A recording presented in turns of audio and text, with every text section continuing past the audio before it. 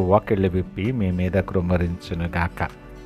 మరి ఒక నూతన దినాన్ని ఆరంభిస్తున్న నేపథ్యంలో ప్రేమ కలిగిన వాగ్దానము ద్వారా దేవుడు మనల్ని దర్శిస్తూ ఉన్నాడు.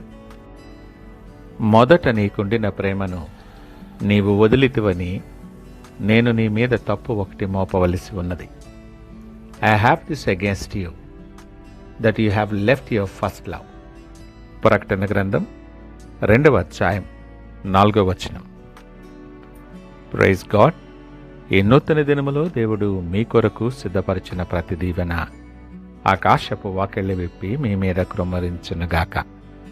మరి ఒక నూతన దినాన్ని ఆరంభిస్తున్న నేపథ్యంలో ప్రేమ కలిగిన వాగ్దానము ద్వారా దేవుడు మనల్ని దర్శిస్తూ ఉన్నాడు. ప్రియ దేవుని జనాంగమా, ఎఫెసు సంఘానికి ప్రభువు చెప్పినటువంటి ఈ మాట ఈరోజు మన ఆత్మీయ స్థితికి అద్దం పడుతుంది. ఈ శ్రమల కాలం, లెంట్ అనేది కేవలం ఉపవాసం ఉండటం మాత్రమే కాదు, మన హృదయం ఎక్కడ ఉందో పరీక్షించుకునే సమయం. ఈ మాట ద్వారా ప్రభువు అత్యంత బాధతో చెప్తున్నటువంటి విషయం ఇది. మొదట నీకుండిన ప్రేమను నీవు వదిలివేసితివని నేను నీ మీద తప్పు ఒకటి మోపవలసి ఉన్నదని. ఎఫెసు సంఘం వారు చాలా కష్టపడ్డారు, నిందలు భరించారు, అబద్ధ ప్రవక్తలను కనిపెట్టారు. కానీ వారు ఒక ప్రాథమికమైన విషయాన్ని మాత్రం కోల్పోయారు. అదే మొదటి ప్రేమ. ఈ ఉదయం నీవు కూడా ఒక ఆలోచన చేయి. నీవు భక్తి చేస్తున్నావు, చర్చికి వెళ్తున్నావు, ప్రార్థన చేస్తున్నావు, కానీ నీ హృదయంలో ఆ మొదటి రోజుల్లో ఉన్న ఆసక్తి, ఆ వేడి, ఆ తపన ఇంకా ఉన్నాయా? ఈ నూతన దినాన్ని ఆరంభిస్తున్న నేపథ్యంలో దేవుడు నీతో మాట్లాడి నీ ఆత్మీయ జీవితంలో ఆరిపోతున్న దీపాన్ని ఆయన మరలా వెలిగించబోతూ ఉన్నాడు. మొదటి ప్రేమ, దీనిని గ్రీకు భాషలో ప్రోటోస్ అగాపే అంటారు. అంటే కాలంలో మొదటిది మాత్రమే కాదు, ప్రాముఖ్యతలో కూడా మొదటిదని. నీవు మొదట రక్షింపబడినప్పుడు దేవుని గురించి మాట్లాడుతూ ఉంటే నీ కళ్ళల్లో వచ్చే నీళ్లు నీకు గుర్తున్నాయా? గంటల తరబడి మోకరిల్లిన విసుకురాని ఆ సమయం జ్ఞాపకముందా? ఆ నిర్మలమైన నిష్కపటమైన ప్రేమే మొదటి ప్రేమ. ఇక్కడ ప్రభువు నీ ప్రేమను కోల్పోయావు అనలేదు, వదిలేసేవు అంటున్నాడు. అంటే అది ఏదో ప్రమాదవశాత్తు జరిగింది కాదు.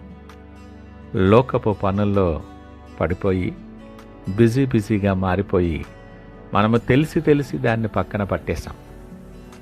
అలాగే ఈ యావత్ సృష్టిని సృష్టించిన దేవుడు నీ మీద ఒక కంప్లైంట్ ఇస్తున్నాడు. అంటే నీ ప్రేమ ఆయనకు ఎంత అవసరమో ఆలోచించు. నీ నుండి నువ్వు చేసే ప్రతి విషయం కంటే కూడా నీ హృదయాన్ని ఎక్కువ కోరుకుంటున్నాడు ఆయన. జాగ్రత్తగా ఆలోచిద్దాం.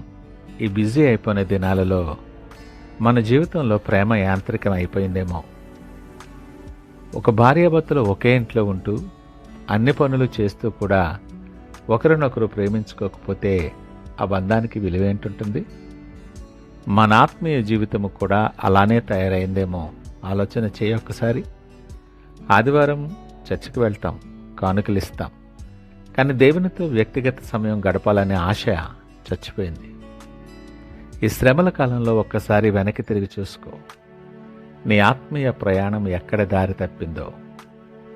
దేవునికి ఇవ్వాల్సిన ప్రాధాన్యతను లోకపు వినోదాలకు, అశాశ్వతమైన ఆస్తులకు నువ్వు అమ్మేస్తున్నావేమో. ఆత్మీయ పెట్టుబడి పెట్టవలసిన చోట శూన్యముగా ఉంటే నువ్వెన్ని ఆశీర్వాదాలు పొందినా అవి నిలబడవు.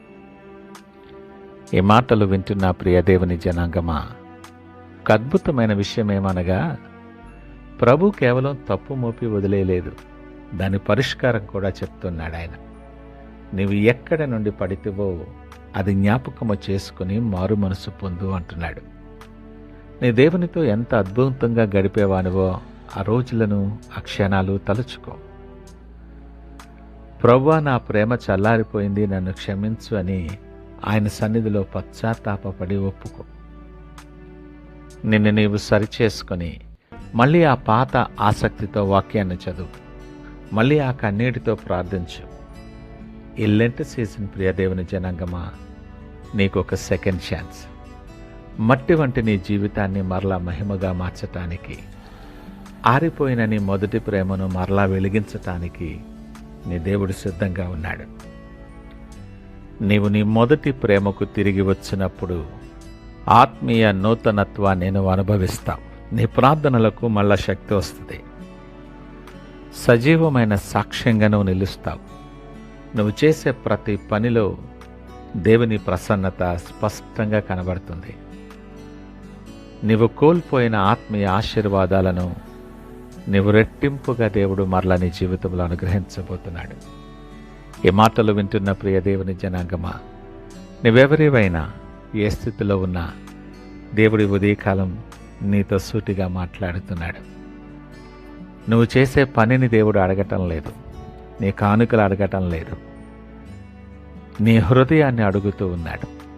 ఈ శ్రమల కాలంలో ఆ మొదటి ప్రేమను తిరిగి పొందుకోగలవా? నీ ఆత్మీయ జీవితం చల్లారిపోయిందేమో పరీక్షించుకో. దేవుని దగ్గరికి రావటానికి భయమేస్తుందేమో. నీ అవసరాలను బట్టి, బలహీనతల బట్టి నీ పరిస్థితులు మారిపోయాయేమో. ఆయన ప్రేమ మాత్రం ఎప్పుడూ మారలేదు. ఆయన నిన్ను ఇంకనూ ప్రేమిస్తూనే ఉన్నాడు. తండ్రి, నన్ను మళ్ళీ మొదటి ప్రేమతో నింపు అని అడగటానికి ఇది అనుకూలమైన సమయం. ఆయన వైపు ఆశ కలిగి చూస్తూ ప్రార్థనతో ఈ నూతన దినాన్ని ఆరంభిద్దామా? ప్రార్థన చేసుకుందాం. మహోన్నతుడు, నమ్మకమైన మా యేసయ్య, స్తోత్రాలు, వందనాలు. నాతో మాతో సూటిగా మాట్లాడిన నీ మాటలను బట్టి మేమెక్కడ తప్పిపోతున్నామో ఎత్తి మా జీవితాలకు చూపించిన నీ వాత్సల్యతను బట్టి నీకు వందనాలు, స్తోత్రాలు. ఈ మాటలు వింటున్న నీ బిడ్డల హృదయాలను మీరు తాకుతున్నందుకు మీకు వందనాలు. ప్రభా, మేము ఎక్కడ పడిపోతున్నామో, ఎక్కడ పడిపోయామో మాకు గుర్తు చేయండి. లోకపు ఆశల వెనక పరిగెత్తి మా మొదటి ప్రేమను విడిచిపెట్టినందుకు మమ్మలను క్షమించండి. ఈ శ్రమల కాలంలో మమ్మల్ని నూతనపరుచుకునే అవకాశం మాకు ఇచ్చారు, మీకు వందనాలు. అయా, నీ సన్నిధిలో సాగిలపడి విజ్ఞాపన చేస్తున్నాం. నీతో మరలా ఆ మధురమైన బంధాన్ని కలిగించి నీవు సిద్ధపరిచిన గొప్ప ఆశీర్వాదాలకు వారసులుగా అనేక మందికి దీవెనకరముగా నిలవబెట్టమని సకల మహిమ, ఘనత, ప్రభావాలు మీకే ఆరోపిస్తూ యేసు పరిశుద్ధ నామం అడుగుచున్నాము తండ్రి. ఆమేన్. God bless you.